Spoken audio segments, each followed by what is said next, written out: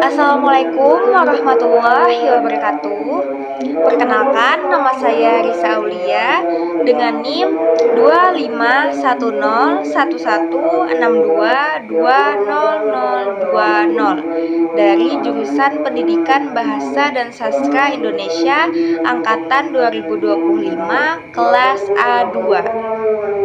Saya membuat video ini untuk memenuhi tugas mata kuliah fonologi yang diampu oleh Ibu Dr. Nur Cahaya MPD selaku dosen pengampu pada mata kuliah tersebut.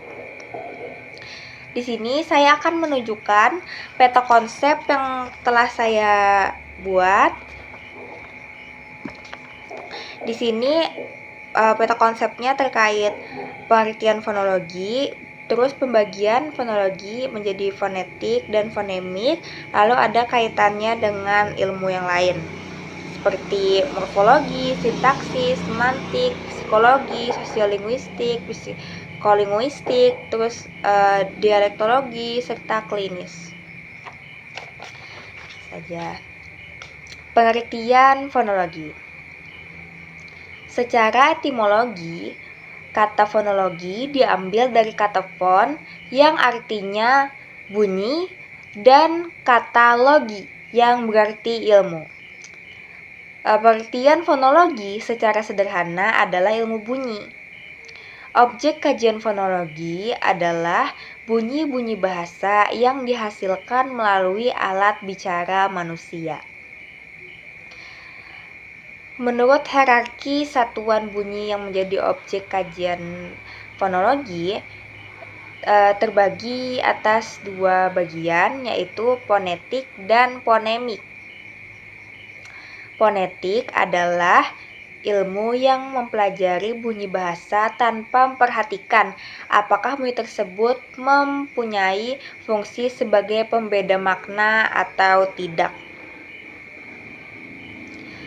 Menurut urutan proses terjadinya bunyi tersebut terbagi lagi menjadi 3 jenis fonetik, yaitu fonetik artikulatoris, fonetik akustik, dan fonetik auditoris. Kemudian ada fonemik. Fonemik adalah ilmu yang mempelajari bunyi bahasa serta memperhatikan fungsinya sebagai pembeda makna. Objek kajian fonemik adalah fonem, yaitu bunyi bahasa yang berfungsi membedakan makna kata. Kaitan fonologi dengan ilmu lainnya, yang pertama ada morfologi. Morfologi adalah bidang linguistik yang mempelajari struktur kata.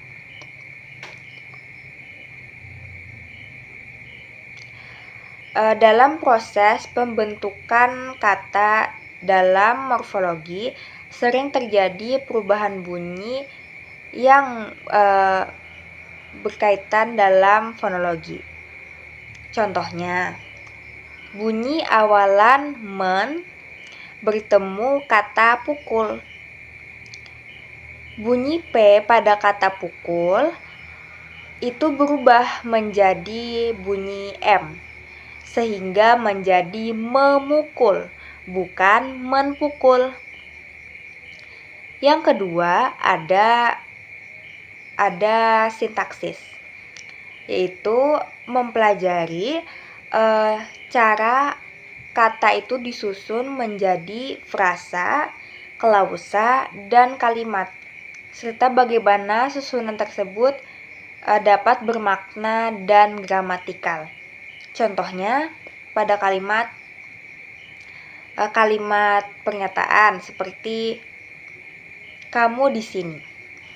Kemudian kalimat tanya, kamu di sini. Lalu ada kalimat perintah, kamu di sini. Nah, yang ketiga ada semantik. Semantik adalah ilmu yang mempelajari makna dalam bahasa yang berkontribusi pada makna pada makna kata. Contohnya, perbedaan bunyi T dan K pada kata batu dan baku memiliki perbedaan makna. Yang keempat ada leksikologi, yaitu ilmu yang mempelajari kosakata atau kata-kata dalam suatu bahasa serta maknanya.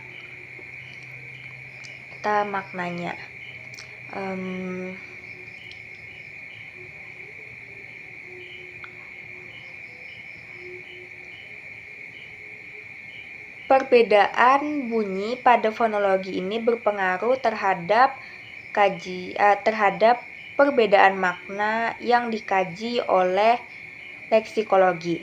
Contohnya seperti perbedaan bunyi P dan B pada kata paku dan baku itu memiliki makna yang berbeda.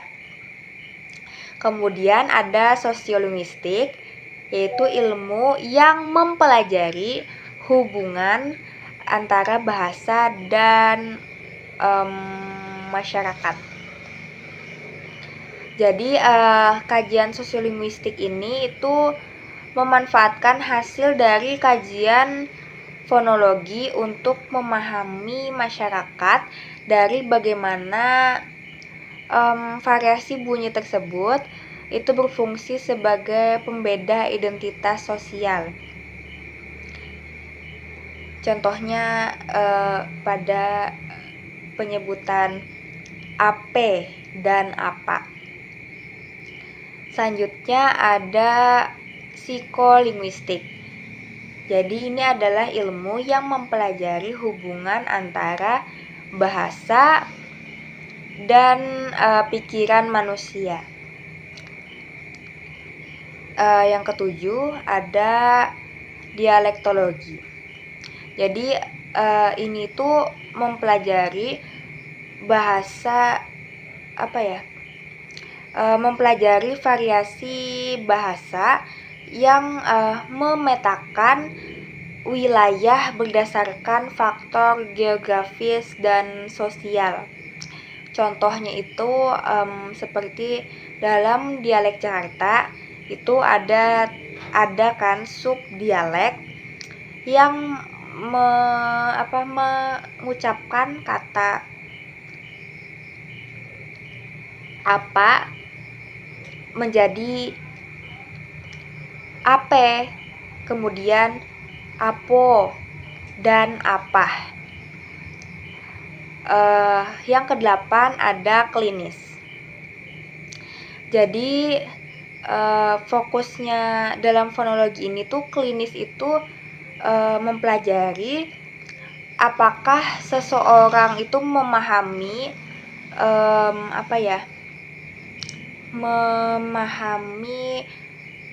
aturan dan pola penggunaan bunyi tersebut untuk membedakan makna.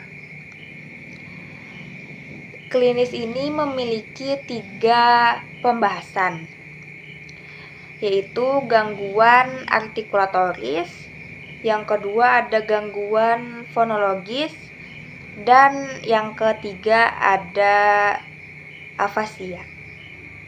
Itu saja. Terima kasih. Assalamualaikum warahmatullahi wabarakatuh.